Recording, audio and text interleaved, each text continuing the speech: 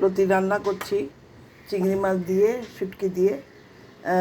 বাচ্চারা বলতেছে আম্মু এই বেলা আর মাংস দিয়েন না, লতি সবজি খাবো আর মাছের ডিম করেন। তো সেটাই করছি।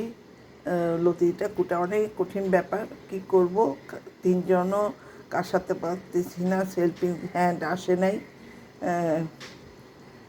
এ আর কি, ওদের ওরা তো আমাদের ভিআইপি গেস্ট, কিছু বলাও যায় না। এখনকার হেল্পিং হ্যান্ডকে আপনি কিছুই বলতে পারবেন না।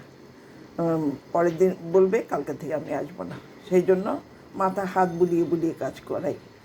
আর চাহিদা তো শেষ নাই, চাহিদা ডাবল দিয়ে দিই, বকাও দেয় সবাই, বেশি দিই আমি সেই জন্য। আচ্ছা যাই হোক, আছে যখন দিই, সামর্থ্য থাকলে দিব, না থাকলে তো দেওয়ার প্রশ্নই ওঠে না। ধন্যবাদ, ভালো থাকবেন।